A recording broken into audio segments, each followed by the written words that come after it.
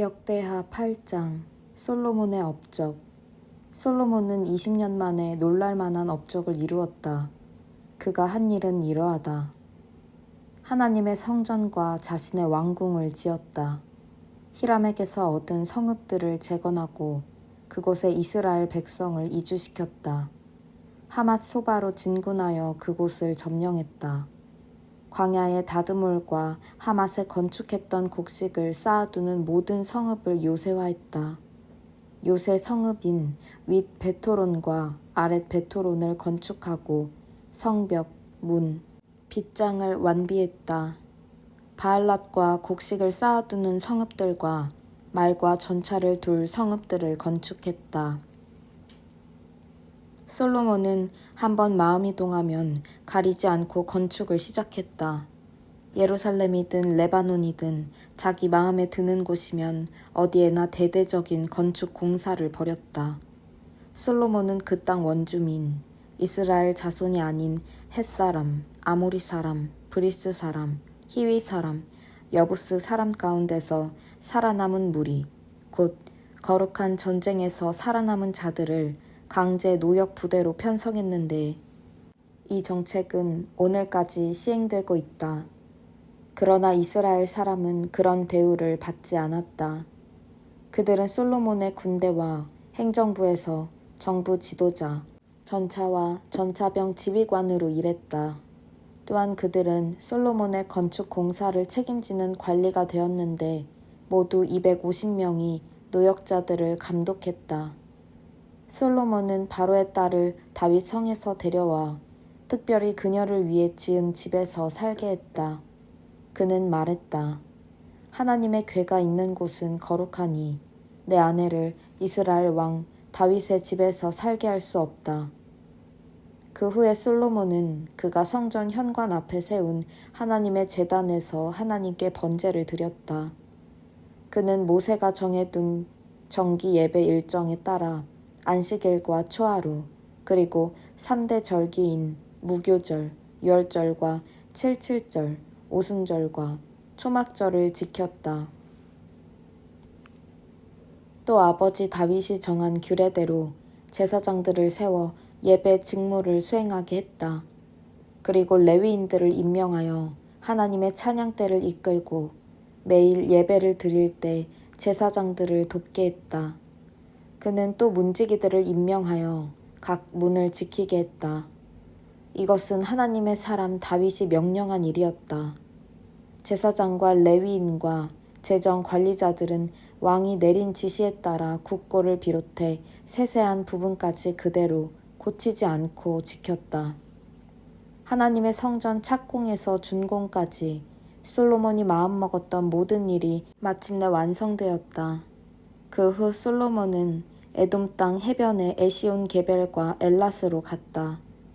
히람이 그에게 배 여러 척과 숙련된 뱃사람들을 보냈다. 그들은 솔로몬의 사람들과 함께 동아프리카의 오빌로 항해에서 금 15톤을 실어다가 솔로몬 왕에게 바쳤다. 역대하 9장. 스바 여왕이 솔로몬의 명성을 듣고는 어려운 질문으로 그의 명성을 시험해보기 위해 예루살렘으로 찾아왔다. 그녀는 수행원을 잔뜩 거느리고 향료와 많은 금과 값진 보석을 낙타에 싣고 호화롭게 예루살렘에 입성했다. 그녀는 평소 관심 있던 온갖 주제를 논하며 자신의 생각을 솔로몬에게 모두 이야기했다. 솔로몬은 그녀가 내놓은 모든 주제에 답했고 어떤 질문에도 말문이 막히지 않았다. 솔로몬의 지혜를 직접 경험한 스바 여왕은 그가 지은 왕궁, 잘 차려놓은 식사, 멋있게 줄지어선 왕궁 관리들, 단정하게 차려입은 시종들, 술잔을 맡은 관리들, 그리고 하나님의 성전에서 아낌없이 번제를 드리는 정성스런 예배를 보며 그 모든 것에 감탄했다. 그녀가 왕에게 말했다. 모두 사실이었군요. 왕의 업적과 지혜에 대한 명성이 내 나라에까지 들려왔는데 이제 모두 확인했습니다. 내가 직접 보지 않았으면 믿지 못했을 것입니다. 사람들의 말이 과장이 아니었군요. 왕의 지혜와 기품은 내가 상상한 것보다 훨씬 뛰어납니다. 왕 밑에서 일하는 사람들은 날마다 왕 곁에서 지혜로운 말을 직접 들으니 얼마나 복됩니까? 당신을 총애하셔서 왕으로 삼으신 당신의 하나님을 찬양합니다. 그분이 당신을 왕으로 삼아 공의로 질서를 유지하게 하시고 소중한 백성을 보살피게 하신 것은 이스라엘을 향한 그분의 사랑에서 비롯된 것임이 분명합니다. 그런 다음 그녀는 4.5톤가량의 금과 수많은 향료와 값비싼 보석을 왕에게 주었다. 스바 여왕이 솔로몬 왕을 위해 향료를 가져온 이후로 그처럼 많은 향료가 배로 들어온 일이 다시 없었다. 히람의 배들은 오빌에서 금을 수입해 오면서 향기로운 백단목과 값비싼 보석도 함께 가져왔다. 왕은 백단목으로 하나님의 성전과 왕궁에 드릴 세련된 기구를 제작하고 음악인들을 위해 하프와 스굼을 만들었다. 그만한 백단목을 들여온 경우는 이후로 없었다. 솔로몬 왕은 스바 여왕이 원하는 것을 모두 주었다. 구하는 것은 무엇이든 다 주었다.